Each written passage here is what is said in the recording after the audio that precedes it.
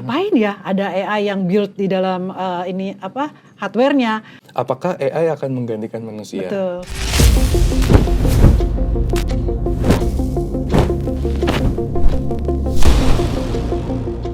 Salam sehat, penuh semangat.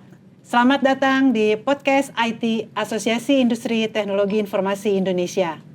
Berbicara mengenai IT ya, kita itu pasti perlu produk-produk IT. Dan bagaimana sih sekarang orang-orang itu belanja, membeli produk-produk IT itu seperti apa? Nah, sudah hadir dengan kami adalah Bro Matius John dari Acer Indonesia. Oke, halo, selamat pagi teman-teman semua. Selalu pagi ya, Selalu semangat, pagi. Semangatnya terus. selalu pagi. Ini siang ini kita akan berbicara mengenai AI meets retail, enhancing experience, dan becoming top of mind. Nah, kalau kita berbicara mengenai dunia retail ya, sekarang itu gimana sih? Apakah masih model yang zaman dulu? Kalau zaman dulu tuh kan kita pergi ke toko ya. Kalau zaman dulu tuh pasti ke area Glodok atau Mangga 2 gitu ya untuk berbelanja. Nah, kalau sekarang itu seperti apa ya? Kalau bisa dibilang sekarang itu retail udah evolusinya semakin cepat, Bu. Kak Mary ya, sorry. Jadi kalau misalkan kita ngomongin retail, memang trigger utamanya perkembangan retail itu dari kebiasaan orang di digital. Sekarang kita lihat kayak misalkan demografis di Indonesia yang kebanyakan kaum produktivitas, itu semuanya udah terpapar internet. Bahkan kayak sosial media, Instagram, TikTok itu udah semakin deket lah mereka dengan itu. Bahkan sehari pun nggak pernah mereka terlepas dari itu. Dan ternyata kebiasaan mereka yang di sosmed itu sedikit banyak mempengaruhi perkembangan di retail. Kalau dulu kita ngomongin retail, kita ngomongin seberapa banyak toko yang terjangkau, yang ada di market. Semakin banyak, semakin bagus. Tapi sekarang belum tentu sebenarnya. Sekarang itu fokusnya di retail, mungkin teman-teman dari business owner juga setuju kalau misalkan kualitas dari retail partner, dari retail store itu menjadi salah satu poin utama. Nah, bagaimana kita dapat bisa membuat retail yang berkualitas, itu biasanya ada 3 faktor yang terkait sama perkembangan digital tadi.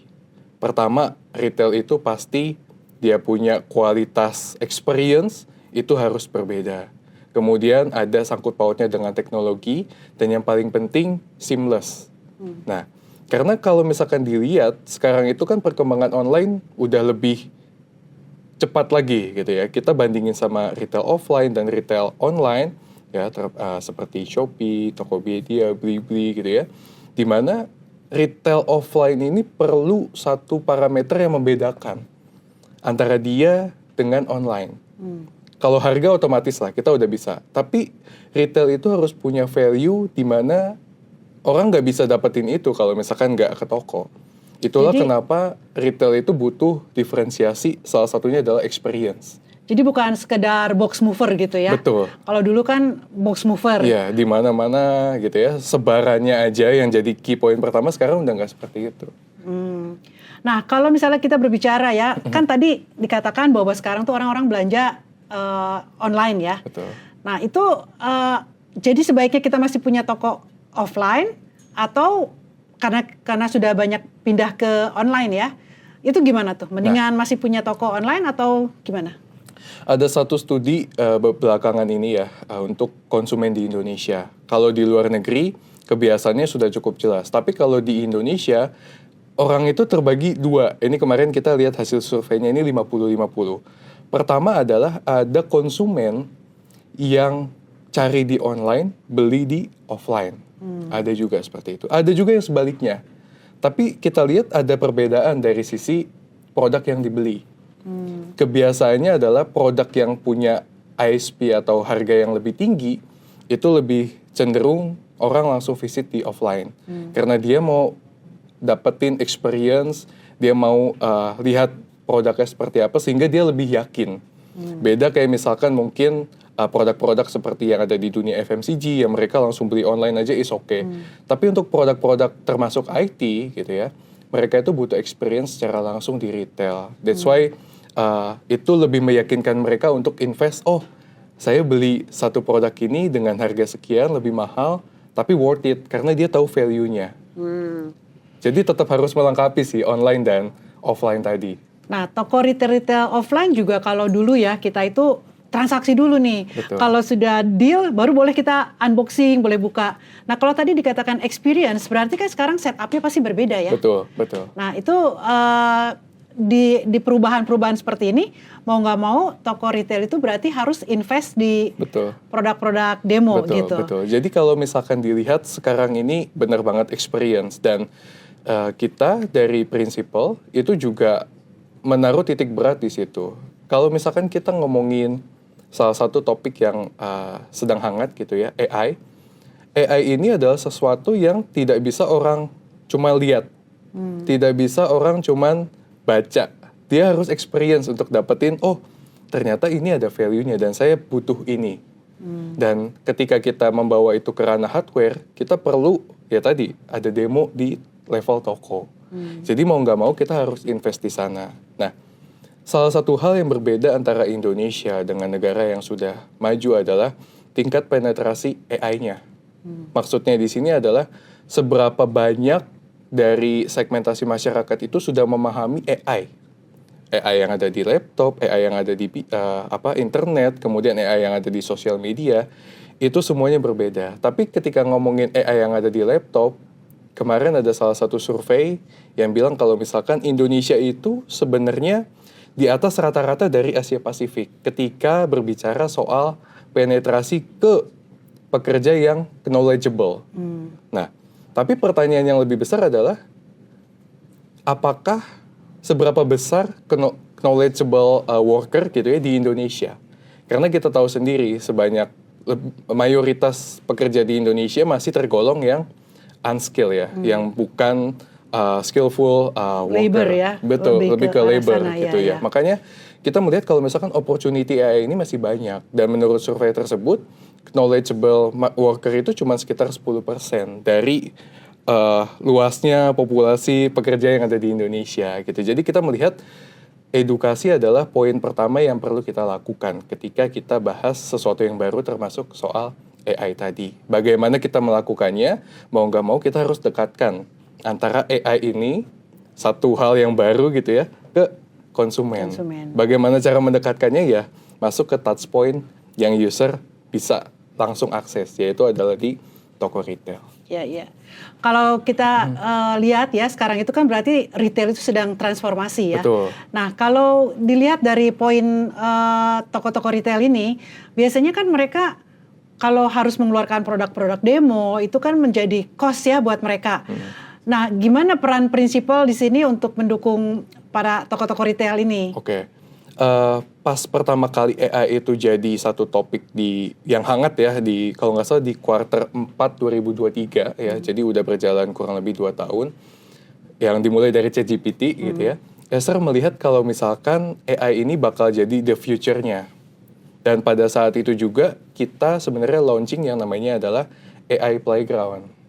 Jadi simpelnya adalah di toko-toko retail kita itu punya beberapa titik, kalau sekarang itu sampai dengan 100 titik gitu ya, 100 titik lebih, yang dimana user itu bisa experience secara langsung di device-nya. Jadi mereka tahu yang tadi, idenya seperti apa nih AI bisa membantu mereka. Dan ternyata AI itu nggak mahal gitu ya. Tapi dari entry level pun kita punya AI solution yang memang mereka bisa dapatkan gitu. Create AI for all gitu ya. Karena kita nggak mau cuman masuk ke segmentasi tertentu, tapi kita mau semuanya bisa merasakan itu. Disitulah experience-nya ya. Betul. Jadi kita connect dengan retail partner gitu ya, business owner untuk kita dari Acer punya contohnya paket display gitu ya untuk demo ini, di mana nanti unitnya kita mesti untuk install ini itu untuk experience, tapi benefitnya kita kasih tahu juga kalau ini edukasi. Poin besarnya adalah jangan sampai laptop yang dalam tanda kutip punya fitur AI itu tidak dilihat benefit AI-nya. Balik lagi cuma ngomongin prosesor gitu ya. Jadi apalagi cuma ngomongin harga ya. Betul. Aduh. Yang paling penting adalah value. Gimana kita bisa deliver kalau misalkan ini bermanfaat loh dan ini beda loh dibandingkan dengan laptop lainnya yang belum ada AI-nya. Ya, disitulah mungkin peran dari retail fisik diperlukan. Betul. Tapi juga toko online perlu ya? Toko online juga perlu, karena mau gimana pun, toko online itu adalah toko yang paling cepat bisa menjangkau user. Kita mau produk baru, kita langsung masukin etalase, langsung muncul. Kita mau bikin media review di online, ada call to action, juga paling cepat di situ. Jadi nggak bisa cuma fokus salah satunya aja sih, dua-duanya tetap perlu. Harus saling melengkapi ya Harus sekarang saling ini ya. melengkapi, betul. Apalagi lokasi juga tidak terbatas ya Betul. kalau online.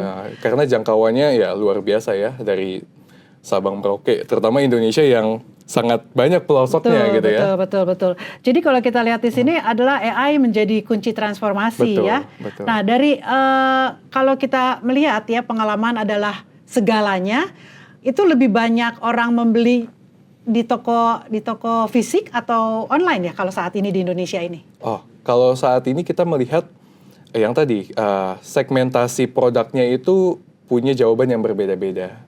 Jadi untuk produk yang cukup tidak banyak informasi yang harus dicari user, online itu menjadi salah satu channel yang paling efektif, kita bisa bilang seperti itu.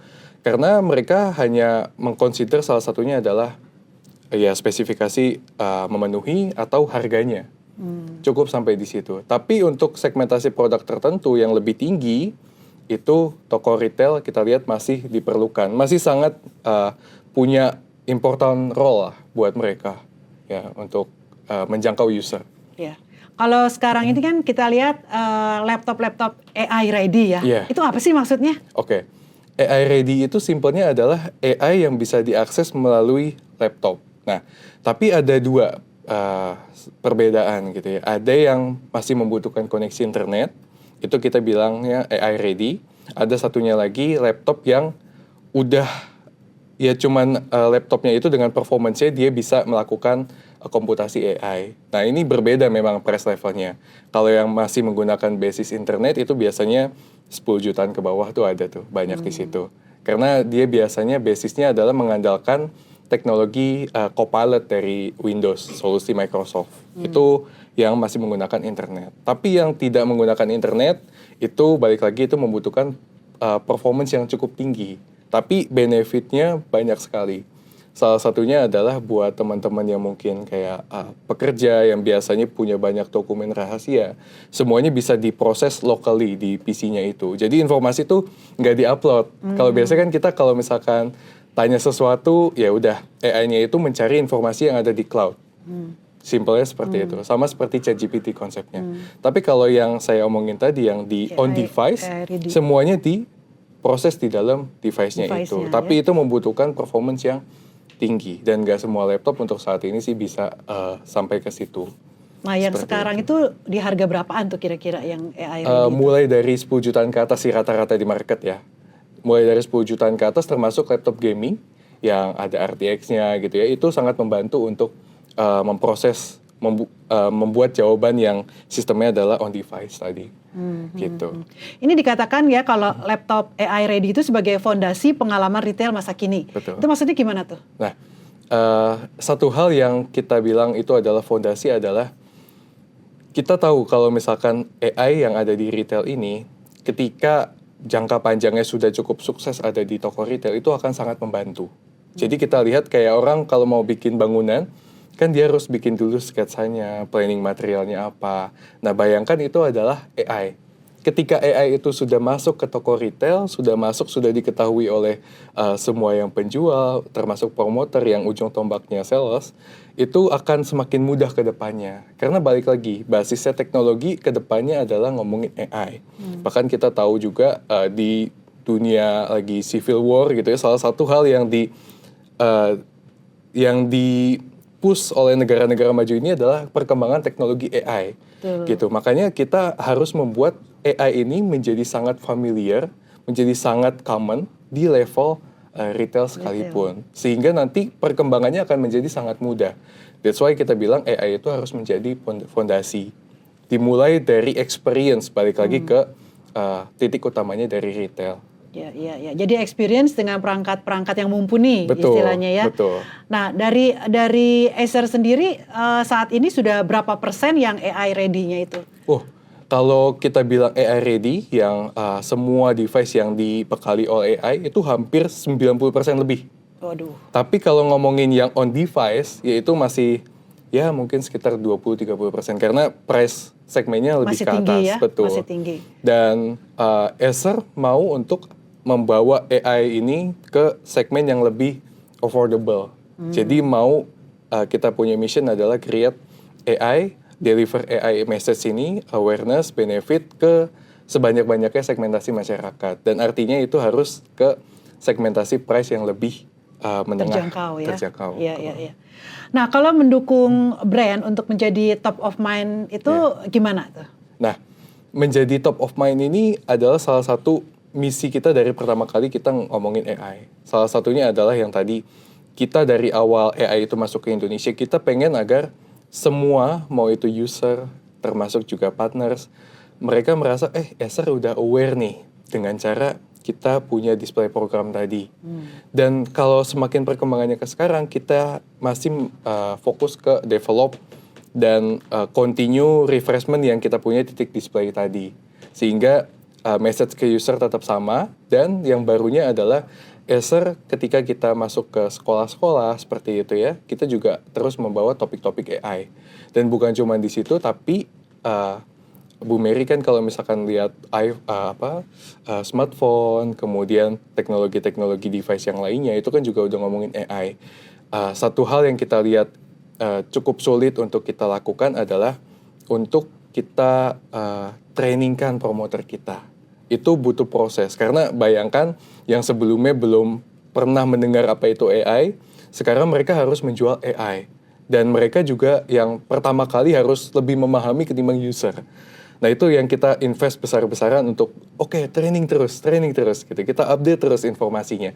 Jangan sampai user lebih paham dibandingkan dengan penjual. Ya, that's why kita melihat kalau misalkan mau menjadi top of mind, kita perlu campaign. Dan campaignnya itu harus bukan cuma di satu channel, bukan cuma ngomongin retail, tapi kita juga akses ke beberapa faktor yang lainnya yang melingkupi ketika journey usernya tadi ketika beli, ya, termasuk di promoternya, channel reviewnya seperti apa, kemudian sampai dengan hal-hal lainnya yang membantu.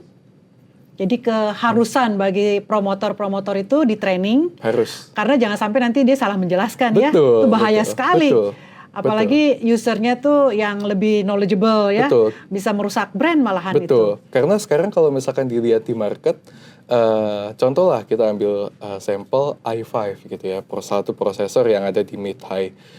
i5 ini juga generasinya banyak. Dan ada generasi tertentu yang sudah ada AI-nya. Tentu ada perbedaan harga di sana. Bagaimana promoter kita itu bisa untuk menjelaskan benefit ini. That's why tadi kita berikan mereka product knowledge, dan juga pastinya kita berikan tools dalam unit yang tersedia di retail untuk mereka bantu untuk kasih penjelasan ke user.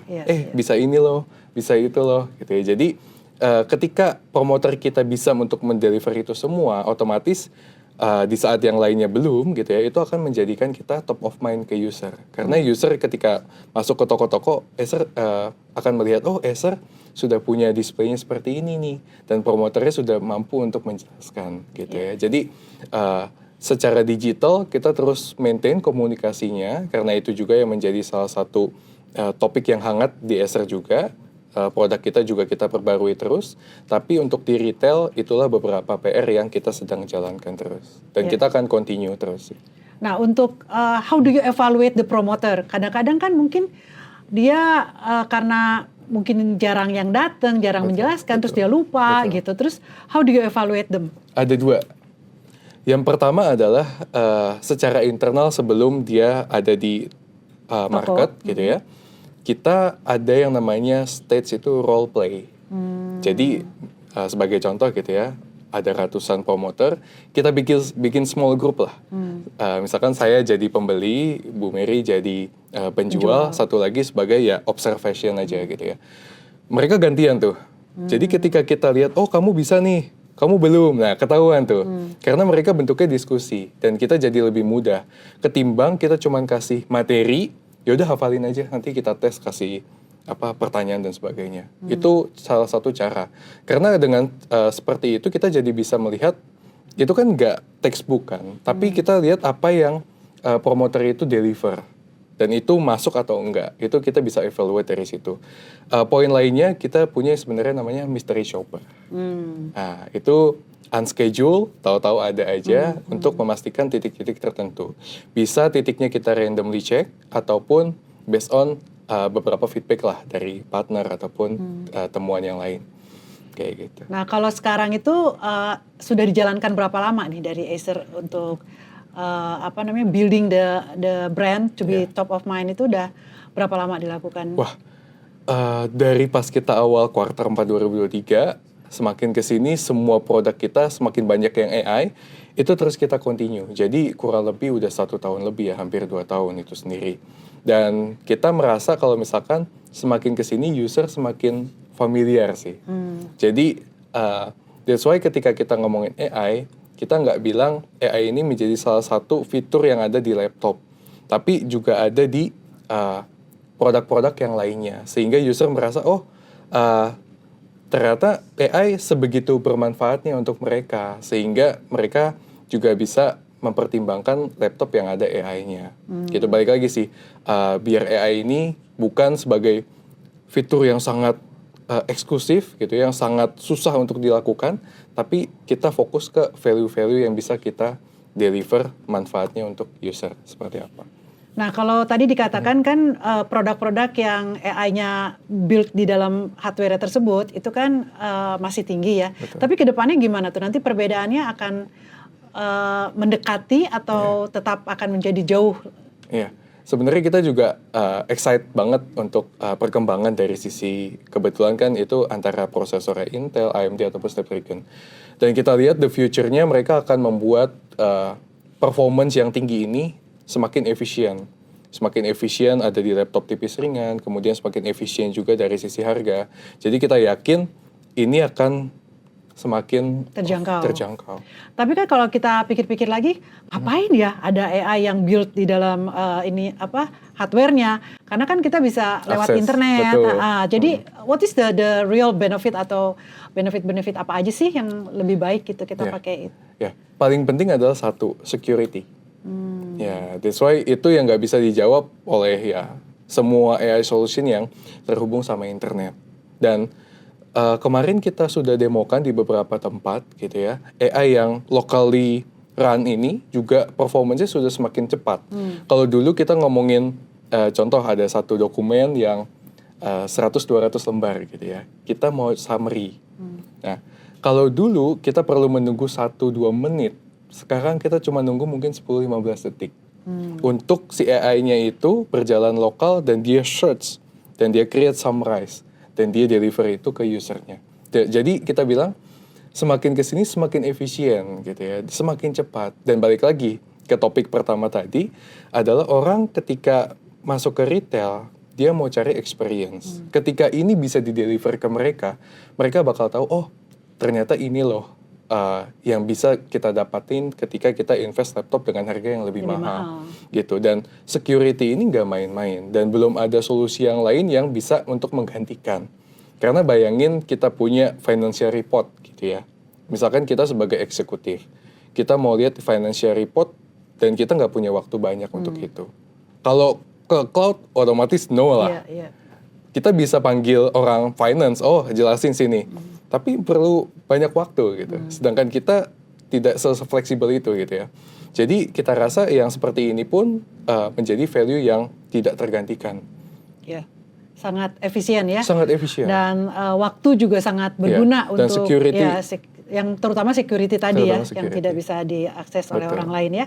Nah, ada kolaborasi ekosistem antara AI, retail, dan device. Itu maksudnya gimana ya? Ya, kolaborasi antara AI, retail, dan device. Jadi kita ke depannya, kita sedang mau untuk bagaimana AI yang ada di laptop ini itu bisa terintegrasi dengan ekosistem yang lainnya. Jadi contohnya beberapa platform yang lain, seperti di smartphone itu sudah mulai banyak yang connect ke beberapa device yang lainnya, sehingga AI itu experience-nya terasa lebih holistik gitu ya. Nah kita mau ke arah sana. Jadi nggak cuman AI features ini bisa digunakan di laptop ataupun device yang Acer punya, tapi bisa connect ke many things, termasuk ke retail. Bagaimana penerapannya di retail? Banyak hal. Salah satu contohnya kalau misalkan contoh yang sangat bagus di dunia retail kan saat ini ada di US ya, ada Amazon Go. Ya, bagaimana experience-nya ketika masuk ke toko retailnya, kemudian check out, dia tanpa interaksi dengan manusia sama sekali. Semuanya connection to cloud. Tapi kita melihat kalau misalkan kita mau ke arah sana, ada beberapa challenge yang ada di Indonesia. Contohnya apa? Investasinya biaya pasti besar. Dan kebiasaan budaya di Indonesia, user sama retail itu nggak bisa. Kalau misalkan belum bisa mungkin ya, bukan nggak bisa. Belum bisa mengarah ke totally human free. Karena Indonesia itu kebiasaannya adalah apa? Nanya Nego harga. Nggak mungkin kita bisa nego harga sama AI kan. Benar. Udah fixed cost banget sana. Jadi kita melihat kalau misalkan AI mungkin di US itu sangat bagus seperti itu karena cocok dengan culture yang ada di sana. Tapi ketika ngomongin di Indonesia mungkin ada beberapa culture yang perlu kita adjust. Salah satunya tadi belum bisa untuk sampai ke stage yang 100% human free. Tapi kita mau lihat ada beberapa benefit ataupun features yang kita bisa terapkan di AI, di retail. Seperti misalkan nanti kita bisa sambungkan dengan notification stock. Misalkan di 100 titik tadi, oh ada unit yang ada issue, oh ada unit yang user kok tertarik banget diakses di unit itu, kan kita bisa pelajari itu. Jadi kita mau lakukan semuanya ini sehingga lebih connected dan pastinya lebih banyak informasi yang menjadi benefit untuk principal. Kemudian kita bisa lihat what to do next. Jadi menariknya tuh kalau di luar mungkin tenaga-tenaga tadi promoter tuh udah nggak diperlukan mungkin ya. Untuk beberapa industri seperti itu. Tapi di Indonesia masih sangat diperlukan masih ya. Masih sangat. Karena kita itu lebih suka berbicara, ngobrol gitu ya. Nah kedepannya gimana nih menurut John ini akan hilang promotornya atau akan tetap ada? Enggak, jadi kalau kan beberapa belakangan ini suka banget ada pertanyaan, apakah AI akan menggantikan manusia? Betul. Nah, kita selalu di Acer selalu bilang jangan punya mindset yang ketakutan, tapi kita harus punya mindset yang lebih growth.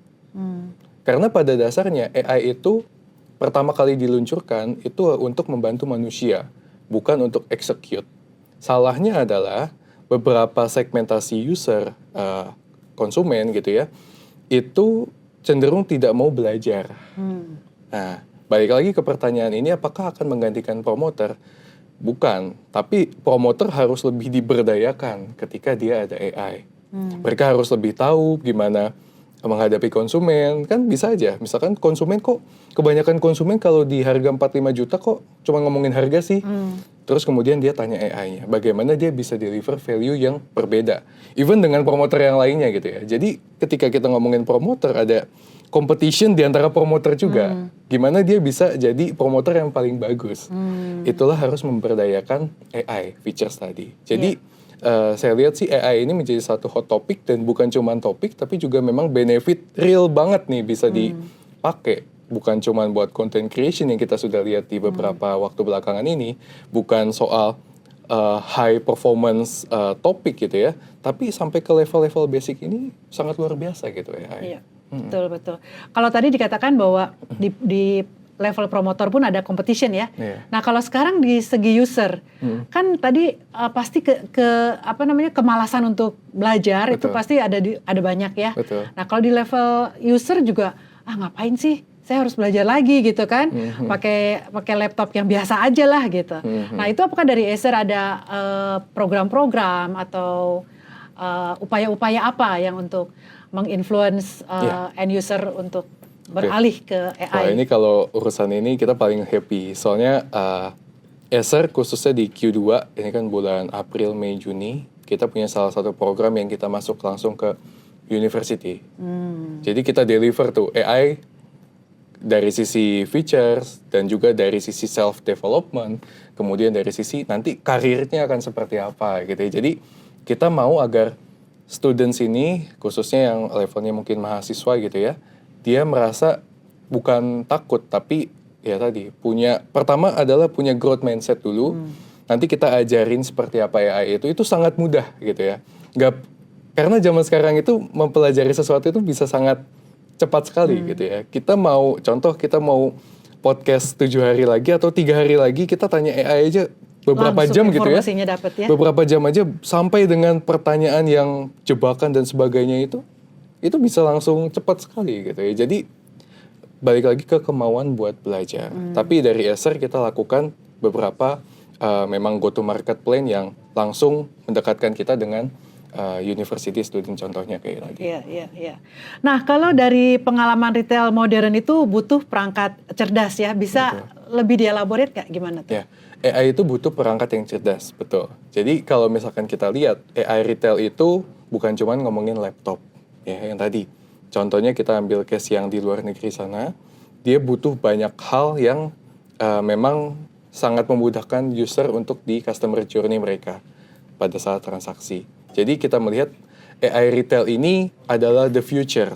Tapi balik lagi, kita perlu melihat apakah Indonesia sudah ada di stage yang mana nih. Sehingga kita menilai apakah memang harus sekarang kita implementasikan atau kita harus fokus dulu ke hal-hal lain. Contohnya kalau tadi saya bilang itu soal edukasi. Nah, that's why arahnya memang ke sana, tapi kita mau melihat kita pelan-pelan dulu, yang penting mengarahnya ke sana ya. Slow but sure gitu ya. Jadi kita create foundation-nya dulu nih di sini. Gitu. Karena percuma kalau misalkan kita tahu-tahu ada satu toko di Jakarta yang semuanya full AI gitu ya.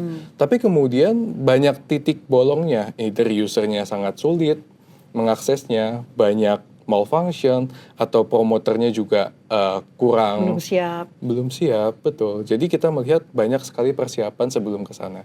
Tapi kita sangat yakin masa depannya adalah di AI, penerapannya salah satunya di retail. Nah, di Acer sendiri sekarang sudah sejauh mana di Indonesia itu titik-titik calon konsumen nih untuk merasakan experience-nya itu bisa ada di mana aja tuh? Oke.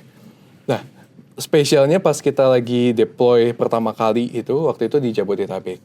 Tapi sekarang mulai dari luar kota pun sampai ke Makassar, Bali, kemudian sebelah kirinya ada di Medan, itu udah ada semua.